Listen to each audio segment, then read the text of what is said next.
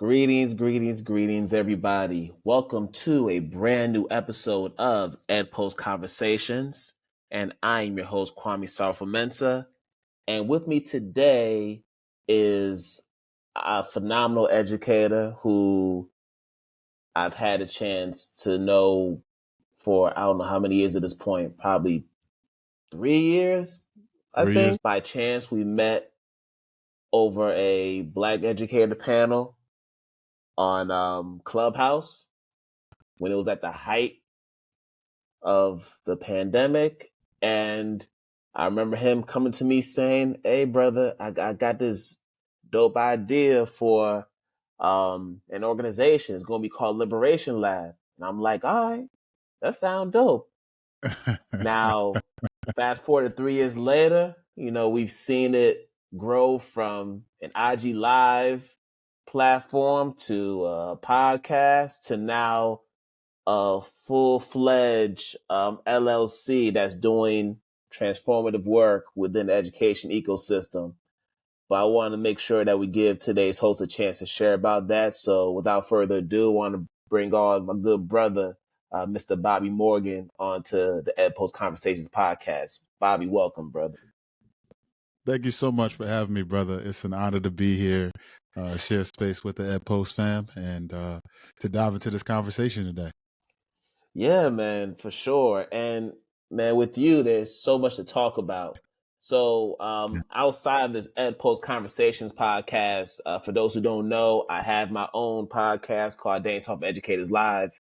And Bobby and I actually had a conversation on my platform, I want to say a couple years back.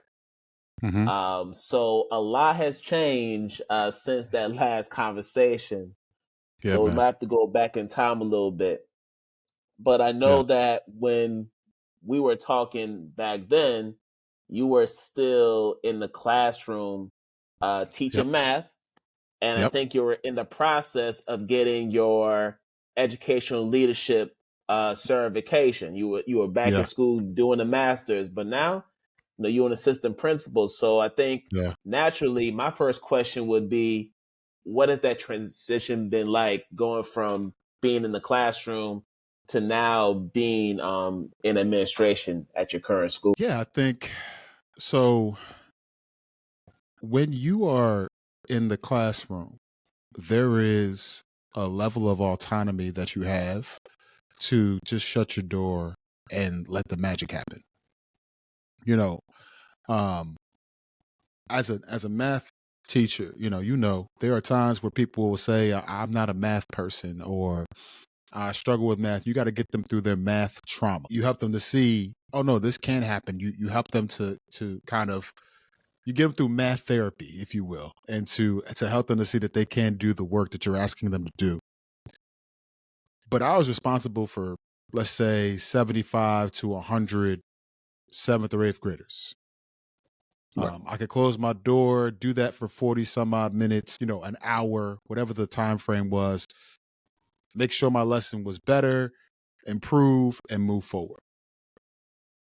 When you then transition into school leadership, it's not only the students that were in your classroom, it's the students in everybody's classroom and the teachers, right? So I don't think that there's anything in my school leadership platform that could have prepared me, a program that could have prepared me for all that I do on a day-to-day basis. And I think the thing that I would say that I am dealing with the most is you have to be an expert in people. Like, That's right. You think it's like the discipline, you think it's the, instructional leadership. None of that goes if you don't really get to the heart of people. And so I think for me, that's been the hard part. A joy, and the hard part is you got to connect with the hearts of people to get them to understand what it is that you're trying to do and where it is you're trying to go. And as an assistant principal, I'm not even in the head chair. I'm like the middle of the middle management. And so that sometimes is a difficult piece to navigate as well. But I could go on all day. I'll pause right there and see if how you want to chime in with that. Yeah, and I've had a lot of guests on different platforms I've been on just talk about that transition from the classroom to the principalship.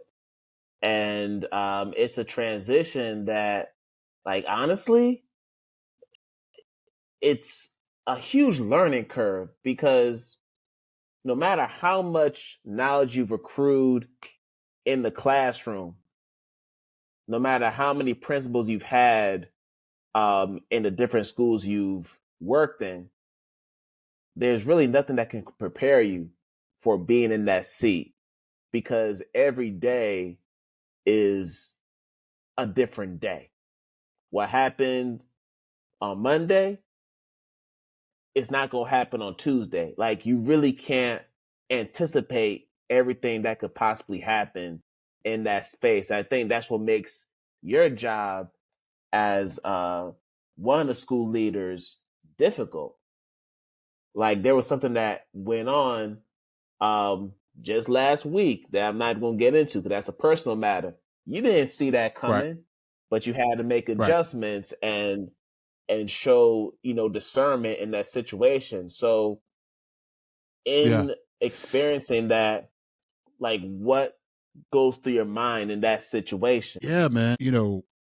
When everybody walks into your building, we talk about all the time with students, we talk about the invisible backpack, right? That every student Sure. walks in bringing in things that we may not see, whether that be the joys, successes, um, traumas, Traumas. triggers, experiences, and the like. They bring all of that with them into their space of learning. And the best teachers are the ones that help them unpack that bag and get to the bottom of it. The best leaders do the same thing with the teachers. And quiet Hmm. as it's kept, our teachers walk in with that same thing. We don't stop being humans when we walk into the building. We don't stop having our lives when we come in, and we might put on a good brave face. We might put on the teacher mask. We might make it work for those 40, 50, 60 minutes. But at the end of the day, we are still human. And so Hmm. on any given day, I have to always take the temperature of my building. Where are people at? What are the things that we are feeling in this moment? So I'll give you an example.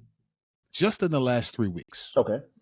So my birthday's February 13th. And so we just passed it. We were in February 14th. I wanted to really show love and appreciation to the staff. So I am literally in my office. I bought a huge box of thank you cards, and I'm writing handwritten notes to every single staff member. My hand is tired, it hurts, whatever. But at the end of the day, I know that they are going to appreciate this gesture because it's not just some, trinket. It's not just some whatever. I really thought about this and made it handwritten and personalized to every person. And I did this. So I get them out, That's right. I give them some chocolate and a card, and I do this moment, right? At that moment, they felt really appreciated. It's a high. Imagine we're on a roller coaster. We're ascending up. Everybody's hands is up. It's a great time. And then the next week, a student experiences loss. They lose someone really close to them. They lose their father. Untimely death due to gun violence. There is nothing in my classes. I don't care what kind of culturally responsive school leadership. I don't care if educational law. I don't get like I graduated summa cum laude. Like I did the classes. None of that prepared me to be in the front of a weeping mother talking about the loss of this father in her son's life. So you give grace, you give space, you're present. You have to be present in the moment. And you have to be responsive in the moment to the emotional context in which you are in. And so that is 1 week to the next week. Follow me. So we're on this roller coaster. Everybody feels great getting a handwritten note from a leader who was doing, they feel as being supportive.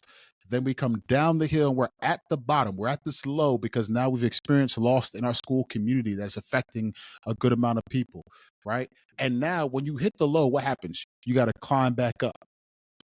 Well, Mm-hmm. now we're in a mode where there's a bunch of things that have to happen. And now my staff feels the weight and pressure of all of those things that have to happen, because when things come with deadlines and times, you feel that pressure, and now they're feeling overwhelmed. 2 weeks ago, That's they right. were fine. Their hands were up. It was Mm. great. And now today they're experiencing all of that. You have to be responsive. You have to show them that you understand. And you have to cast vision for what it looks like for us to navigate this together. Right? If they're panicking and you're panicking, you're not leading anybody. So you have to kind of Right. be the calming influence in your building by living in that emotional context and responding to their needs. And I'm glad you're touching on the importance of humanity, because it's a perfect segue into my next question. And we know that it's February. We know it's Black History Month, which we'll talk about in a little bit. But also, this is around a time where teachers are gearing up for whatever state test their students have to take. So the pressure is on, unfortunately, right? So I want to talk about your blog that you did, From Metrics to Humanity, which I had a chance to read. And as I was reading it, I was like, brother, you are hitting some heartstrings right now. Like, I'm Yeah. feeling everything you're saying. So I want to touch on a few points, but ask some questions to kind of culminate what you were writing there. So my first Yeah. question is around this idea of data, right? Do you believe that making a shift from metrics to humanity requires us as educators to reevaluate how we define data or what constitutes it? Yeah, absolutely.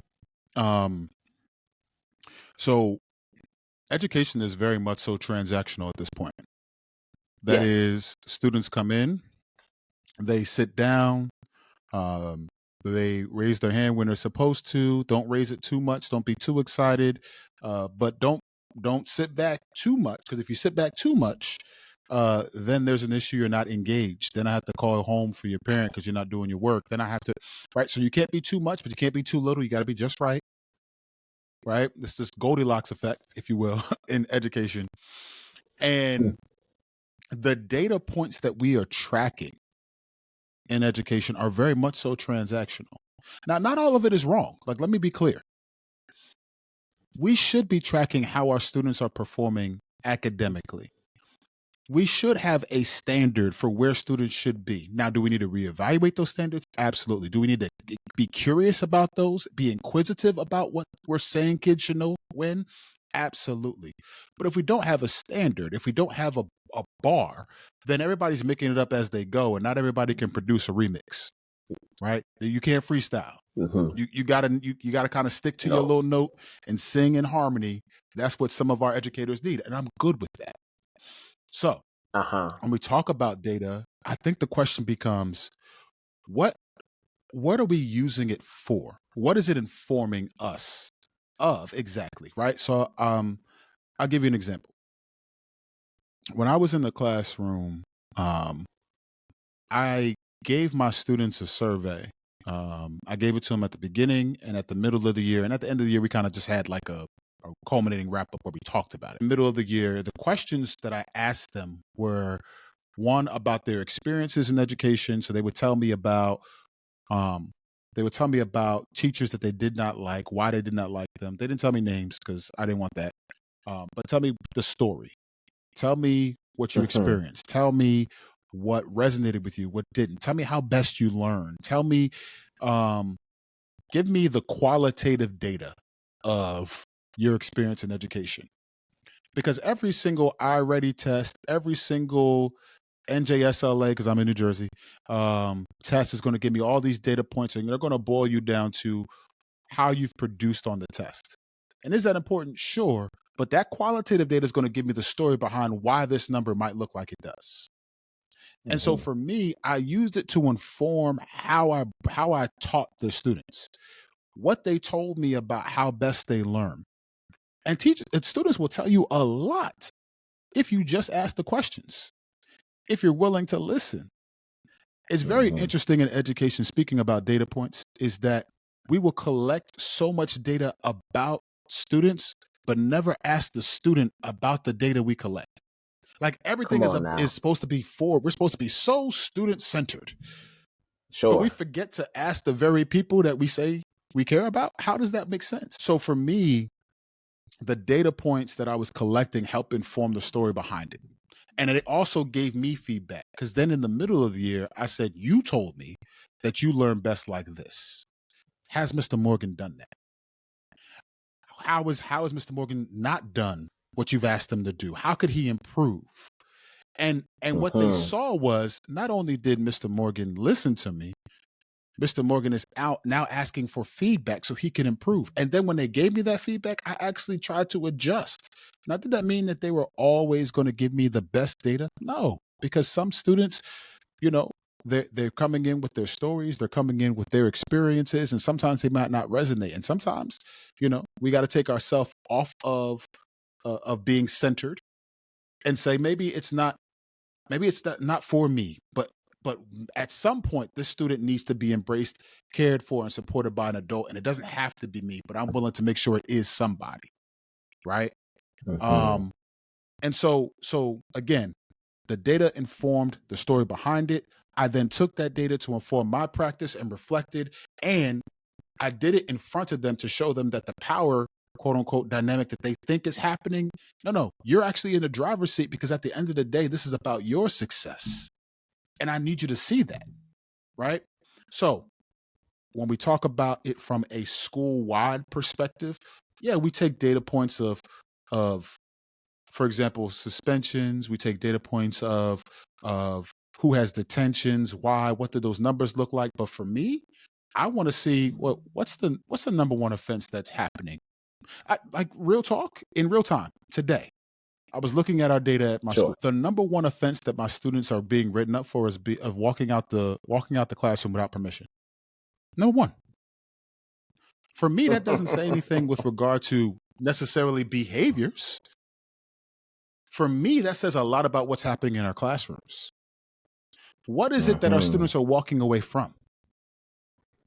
What is it that they feel like they need to escape from? Because that's ultimately what it is. When you walk out, you're escaping from something. And so for me, I'm asking more questions. I'm trying to dig deep on that data. So, yes, data is helpful, but how are we using it to best support the people we say we care about the most? And that's the student. Yeah. And I think what you mentioned here is quantitative Yeah. data metrics. We don't Yeah. focus more on the qualitative, right? So when I think about That part. qualitative data, it goes back to what you're saying. And this is your jam right here. This is where restorative practices come in. And I'm going to bring an example. I can remember in my last couple years in my last school, we started to incorporate restorative practices in our classrooms. We Hmm. started to learn about the basics, like how to do Hmm. agreements, um, how to facilitate the circles, right? And how to do the meetings when you're trying to bring Hmm. someone back into the community after Yep. an infraction or whatever, right? And what I appreciate about the circle time that we had was the fact that I was given an opportunity to accumulate data that would have never received from the student in any other setting Yes. outside of that circle. Yes. They would never Yes. share that to me in the middle of a math class. They wouldn't share that to me in a hallway. But in that circle where they felt vulnerable enough and safe enough to be that open and expressive, they opened their heart. And because of Yeah. this data they shared with me, it provided context, keyword context, for That part. the quantitative data that we're charged with reviewing and analyzing year after year. So Yeah. that's why it's important, I think, for us as teachers to really prioritize not just restorative practices, but also trauma responsive pedagogies because they all Yes. provide that context, man, You for know, it's sure. very interesting. Um, in education, you know, there when we talk about restorative practices, we talk about, being a trauma sensitive, trauma informed um school and things like that. You'd be surprised. Well, you wouldn't be surprised, Kwame, because we talk about it, but you'd be surprised how Sure. many schools have the language on their website, but don't have the practice in their building. And so we'll Hmm. say all the time, um, we want to be a restorative school.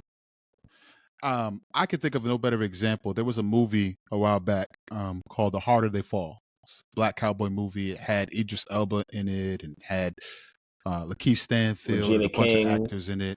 Yeah, Regina yeah. King was in it.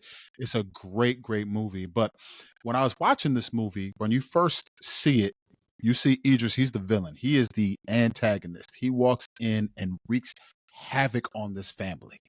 You don't know why. It looks like this gruesome act. And the protagonist, the person who we see, throughout the movie, has this first encounter with Idris Elba. And you're going through the whole movie and you're like, yo, why is this man doing all of this stuff? And it wasn't until a conversation that Idris has at the end where he tells him that the person you knew, your father, was was Hmm. was was violent to me at the end of the movie. And all Mm. of a sudden it provides context for why this man was doing all of this stuff through the whole movie. Did it change that it was a violent act? Did it change that he was a villain? No. But now I can understand how we get there. So much of our discipline, quote unquote, practices in school is like trying to just patchwork a child up. Okay, you did this. I'm going to respond to your symptom. I'm going to respond to the symptom. I'm going to respond to the symptom. I'm going to give you a consequence. I'm going to give you a consequence. But we never get to root causes. We never get to understand it. We never get to a human centered approach to why a child is doing this thing. So people say restorative practices don't work. But what do you mean by work? Like, what's your goal? Like, if your goal is to have a solution That's to the right. problem, quote, of kids, then you're in the wrong profession. But Mm-mm. two, if the goal is let me understand, let me give life to, and let me provide grace and space for this child to understand why they behaved in this way. Why is this the choice that they made? And now let me hold you responsible for how we make that right. Oh, well, we can do that. That's what teaching is. When a child does not understand math and we do the lesson and we get to the formative assessment and we see that they don't get it, any good teacher is going to reteach. If a child doesn't know how to read, we will teach them the decoding skills. We will use the science of reading and we will reteach and make sure that they read. But when a child doesn't, quote, behave, we punish. That's right. Where does that Mm. where does that make sense at? Right? And so when we That's talk right. about these ideas of qualitative data, what it does is provides humanity to the data point. Right? I don't want students to be boiled down to whether or not they performed on this test. That's important. I don't want students to be boiled down to whether or not they showed improvement. That's important. I want to know That's right. what are the factors and the stories that led to this data point that I'm seeing. So now I have a fuller picture of how to respond as a school community. Awesome. And I want to keep on going down this track, but now I'm going to throw in Black History Month because we are still in the midst of Black History Month. And I want to go back to the blog because there was a statement that you made there that we really need to unpack. I understood it as soon as I Okay. read it, but I would love to give you a chance to expound upon this with the audience. So, in this same Okay. blog, From Metrics to Humanity, you said, we'll talk about Black history, and Yeah. through our practices, we'll crush Black futures. That right there was a My bar, my. certified bar. My, my, my. My, my, my. Where's the collection plate? But Yeah. man, there's a lot in that one statement that we have to unpack. We probably don't have all the time to do it. So, with Yeah. as much brevity as possible, I would love for you to Okay. expound upon some of the high points you are trying to articulate there through that statement. Yeah. If I could summarize it, I would say that there is this notion of Black exceptionalism where we see Mm, Black people as in light of the contributions that they've made um, historically in society, right? So we know Garrett Morgans and we know MLKs and we know the Malcolms and the Rosas and the Harriets of the world, and we know them because they did this great thing, right? Um, and and we're trained to look for it that way, right? Like that's almost how it's taught. So our Black right. History Month will teach you these are the good ones, but they don't teach you the conditions that they had to navigate through to get to that type of recognition. They don't teach you the odds that were against them to get to that place. Uh-huh. It is this whiteout tool where they will completely erase the villains, completely erase the systemic issues, completely erase all of that stuff, and then say, man, you know, they made it through so much. Well, who was the villain? It's a Who did that? Who created that? romanticization We of their we never get that stories, answer, right? So essentially. now, Yeah. yes, yes, because we love to be the hero. America has a fixation with being the hero, but sometimes America's the villain. And so Hmm. when it comes to crushing Black futures, you can tell me about Garrett Morgan. You can tell me about Malcolm. You can tell me about Martin. You can tell me about all these people, right?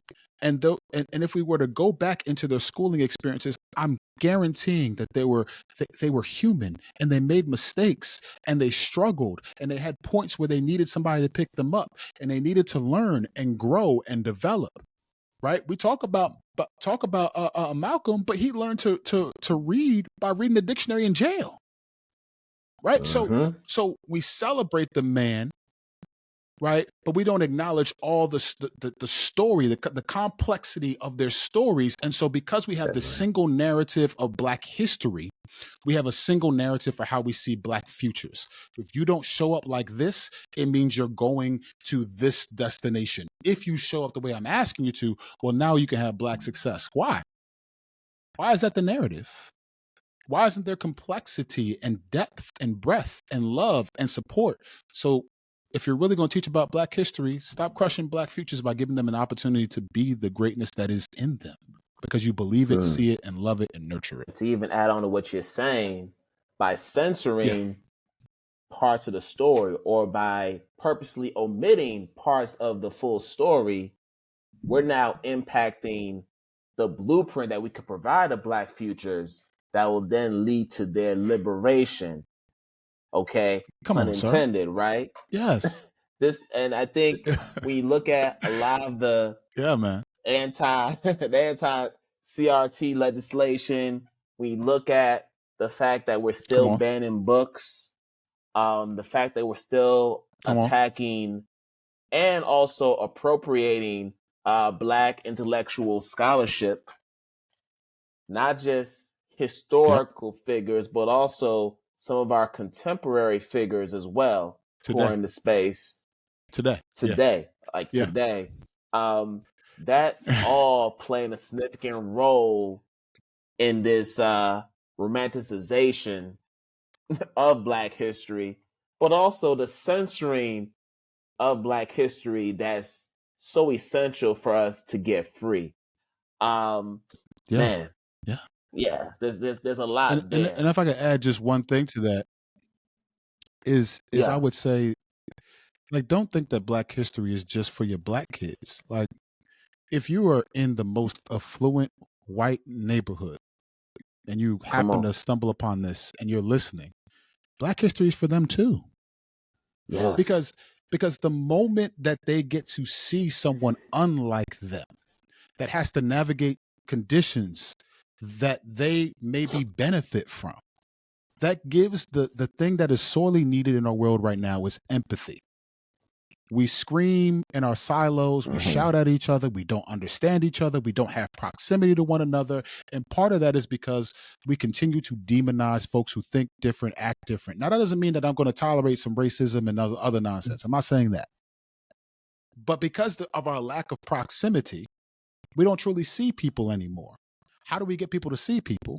to see others is we put them in front of, we teach with all the complexity that involves Hispanic Heritage Month, with all the complexity that involves Black History Month, and we make that 365, right? Like we Mm, make that a thing that happens all the time, so that when people are seeing it, and especially in the most affluent neighborhoods, when they see a Black person in real life, it's not the first time they've ever seen one, that's and right. and they don't act different, right? I think we got to Mm, do a better job of that. I agree. And just to keep this Black history theme going, and we've had a lot of phenomenal Black educators throughout our time.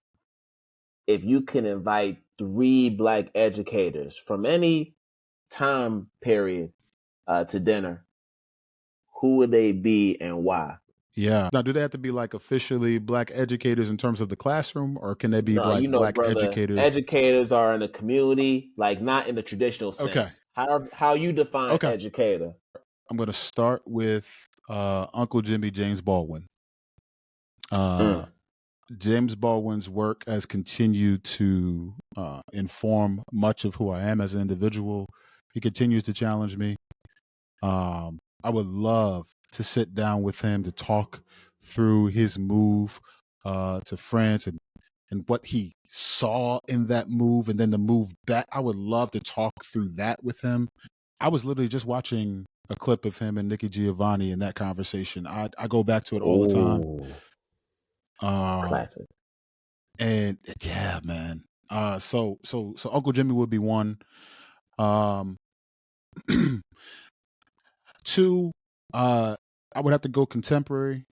Even though I've talked to him, I would love to break bread with Dr. Emden one more time. His work in Ratchetdemic, he provided Yes. he provided language and lens to so much of how I believe education can be, and he obviously believes it too. So I appreciate his work and would love to sit down with him again and break bread with him again.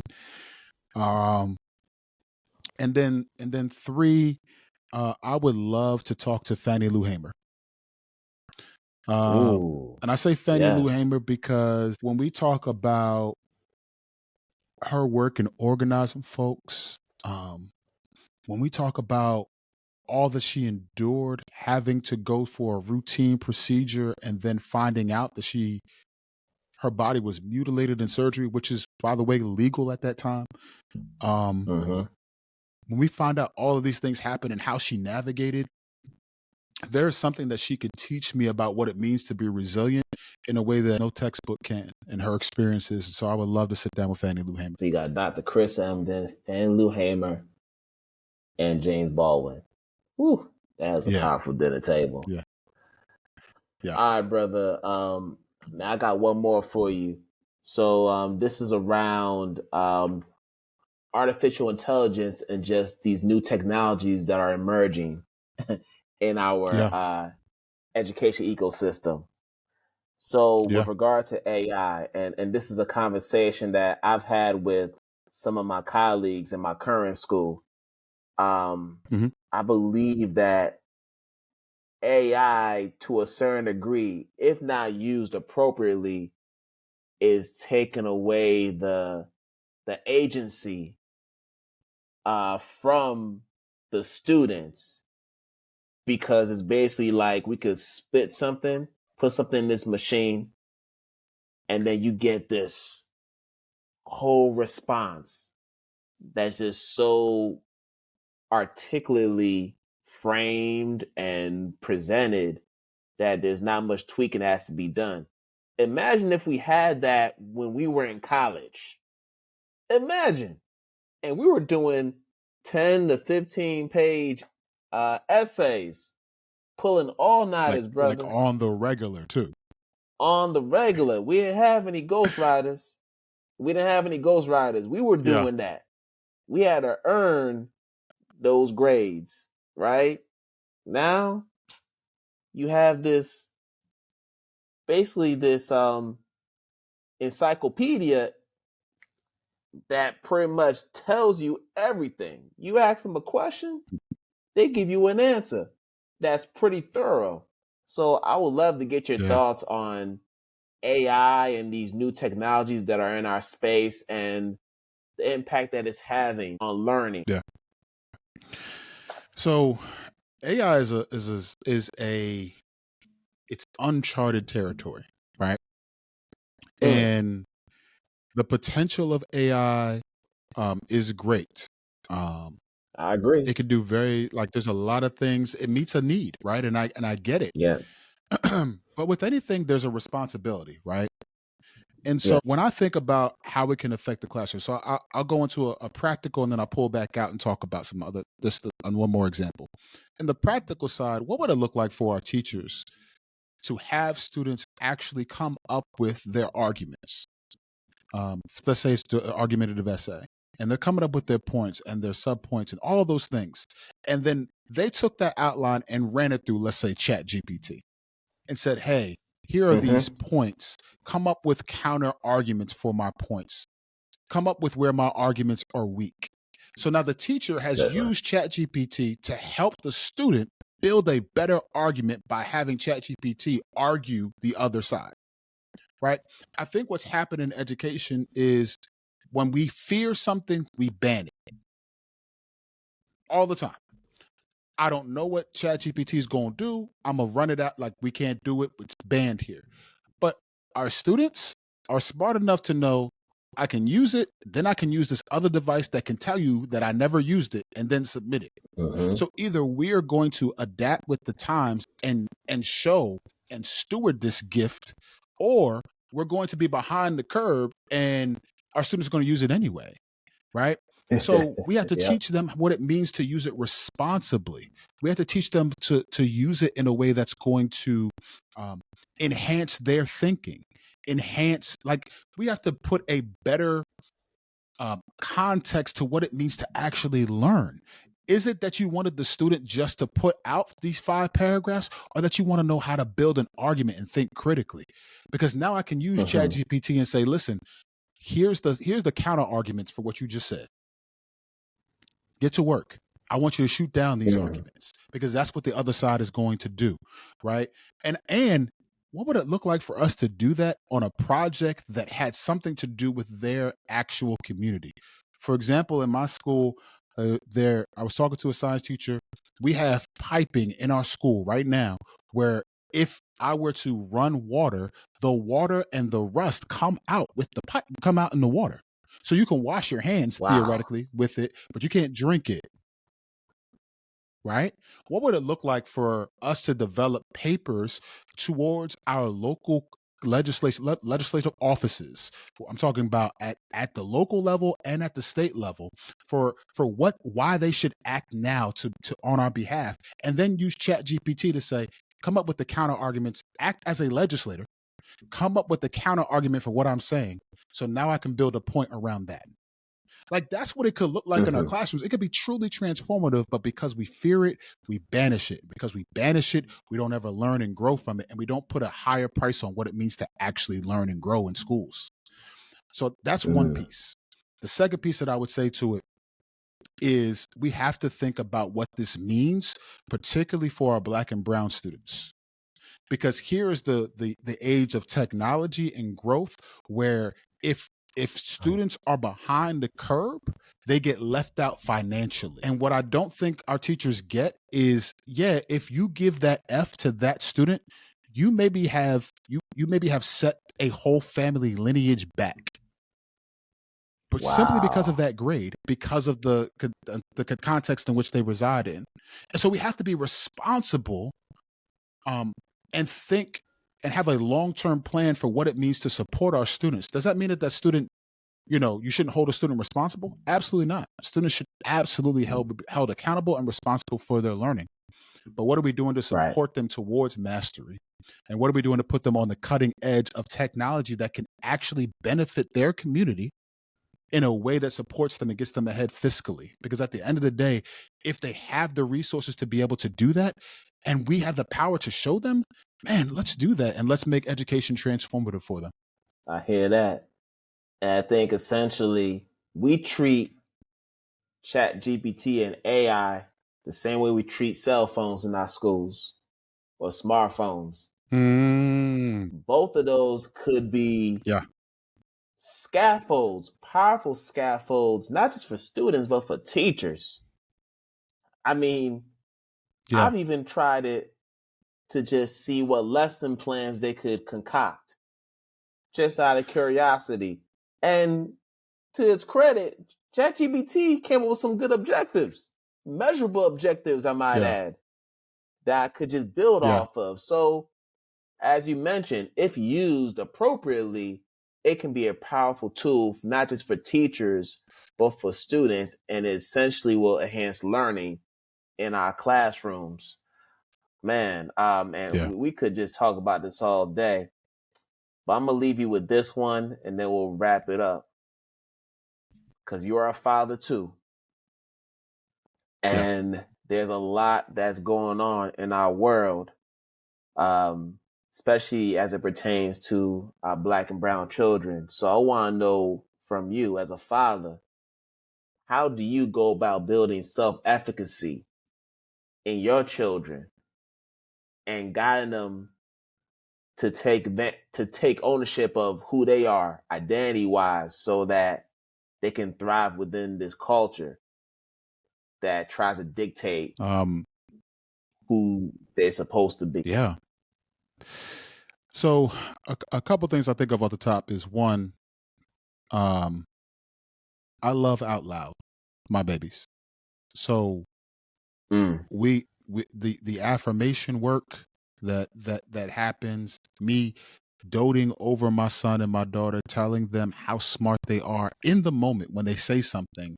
I'm giving them actual feedback around how smart and brilliant that is and why what they said to me was so brilliant, where they got that from, and asking them questions, showing them that I'm learning from them.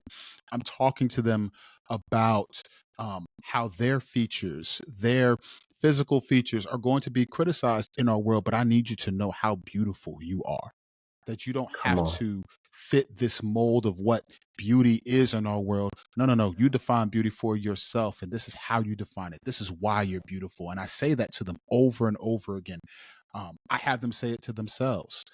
I let my kids know that at the end of the day, there's nothing that they can do that will make me not love them. Um, I Mm, need them to know that love starts from them within themselves. And so we come talk on. about those things all the time. When we sit down and there is a commercial that is talking about a certain product, we talk about why that is. What are they trying to sell you? What is it that they want you to believe? What need do you think that they're trying to meet? Because at the end of the day, if you could think critically about what that is trying to do, then you understand the messages and the potential problem solving of this device, of this thing, so that you yourself aren't drawn into it by feeling like you have a lack and this is going to be the answer to your issues. Um, but more than that, I'm honest about my shortcomings. I'm honest about where I blow it, and I apologize, and I talk about lessons that I'm learning in real time. And I think all of those things together are the kindling needed to ignite a fire of self love and determination in my babies, um, particularly for the world that will not love them in return. I need them to know that love starts within themselves. It starts with them knowing who they are and whose they are. Shout out to my sis Yadi, and and not only that, that their mother, their father, their family, their lineage, their ancestors, they stand on the shoulders of giants, and even if the world doesn't recognize your greatness, we do, we do. And through this affirmation work, you're building resistance in them so that they That's it. can thrive in this That's it. world. And that's the powerful Absolutely. thing. Yes, sir. Man, Bobby, as always, brother, I appreciate you for always taking time to talk to me, always taking time to build Yeah, with man. me and to radical dream with me. And before I let you go, I want to make sure you have an opportunity to talk about Liberation Lab and some of the great work you're doing through that. So let folks know how they can connect with you and how they can learn more about Liberation Lab, sir. Yeah, for those listening, this is your first time hearing me. Well, thank you so much for giving me the space to talk and for hearing me out. And the Liberation Lab started for me out of a frustration that I was feeling like in the classrooms.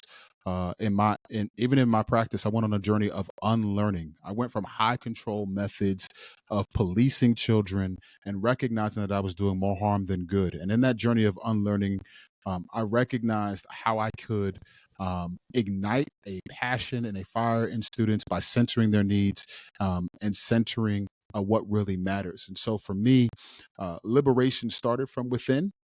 In terms of me freeing myself from what I thought I needed to be in order to be in the classroom. Uh, and I feel like through that, uh, I can do that for others. And so I called it Liberation Lab because I'm like a mad scientist. I tried it out for myself. I saw that it works, and now I want you to bestow the benefits of what I've already done. And so we do that through 3 pillars. That's social justice education, culturally responsive teaching, and restorative practices. And I believe if we do those 3 things in education, we can see transformative work happen.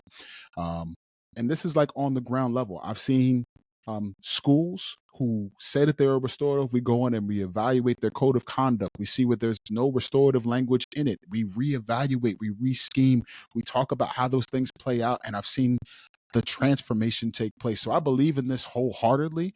I believe in the work that I'm doing to serve our schools because honestly, at the end of the day, our schools are set up. The default mode will dehumanize us all, educator and student alike. And so my hope is through this disruption of the system, we can see transformation take place for ourselves and for our students. So you can reach out to me at myliberationlab.com. I got a podcast, Liberation Lab podcast. Everything is there. If you Google Liberation Lab and my name, Bobby Morgan, everything will come up. And I'd be excited to share space with you. Reach out to me, DM me. I'm a whole human out here, so I'll be excited to connect with you. And like Coach Prime says, he ain't hard to find. He ain't hard to find. So if you have a chance to listen to Liberation Lab podcast, please make sure you subscribe to wherever you listen to your podcast, whether it's on YouTube, whether it's on Apple Podcasts, Spotify. Let's support each other. Let's support this brother. Let's support educational leaders who are about that work and got the receipts for the work. And he is a real one. I know this. So please, let's support. And Bobby, man, thank you for coming on to Ed Post Conversations. We're going to have to find some more time to build, my brother. Absolutely. Thank you so much for having me. I'm honored to share space with you, brother.